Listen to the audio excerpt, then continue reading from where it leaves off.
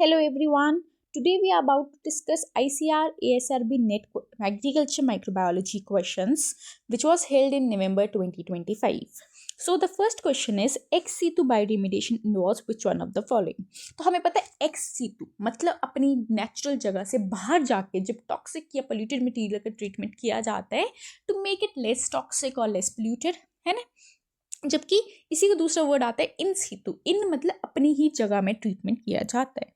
तो जो bio augmentation, bio stimulation and bio venting, ये तीनों एग्जांपल्स थे इन सीतु के। And our correct answer was option number D, land farming which is ex situ. ठीक है। सेकेंड इसी से रिलेटेड क्वेश्चन था कि phytoremediation involve which one of the following. हमें पता है फाइटो वर्ड जो होता है वो प्लांट्स के लिए होता है।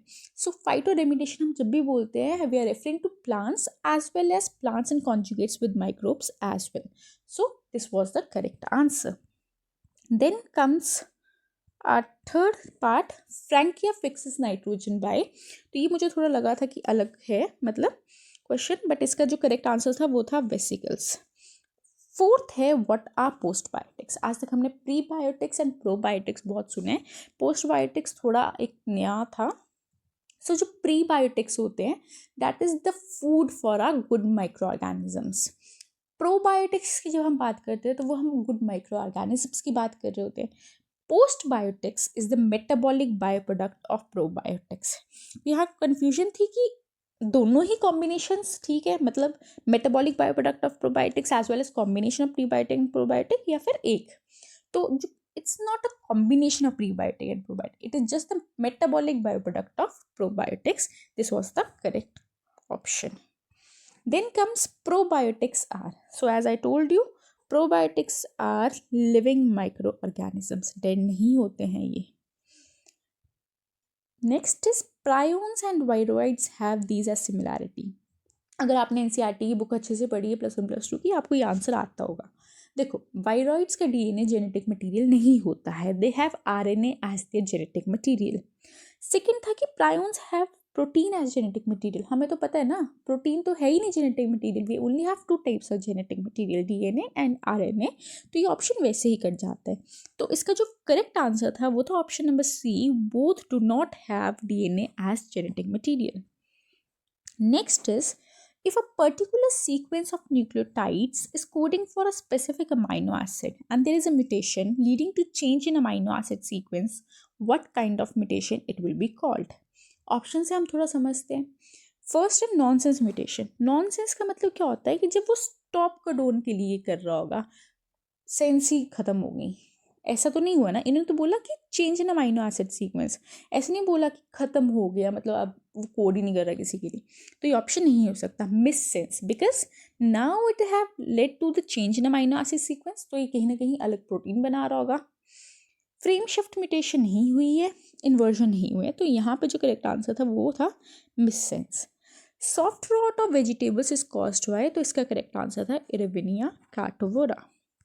Next is bacteria without a cell wall. Again +1 +2 की एनसीईआरटी पढ़ी हो, अच्छे से पता होगा माइकोप्लाज्मा इसका आंसर है। And mycoplasma is our smallest organism, even PPLO भी होता है, ये हमने बहुत अच्छे से ये पढ़ा हुआ है। नेक्स्ट है in autoclave which bacteria is used as an indicator organism. So bacillus stearothermophilus जो होता है उसे हम यूज़ करते हैं, it is a indicator organism. इसके स्पोर्स होते हैं, अगर हम देखते हैं अच्छा वो भी प्रॉपरली किल हो गए स्पोर्स वगैरह, तो अच्छे से ऑटोक्लेविंग हो चुकी है।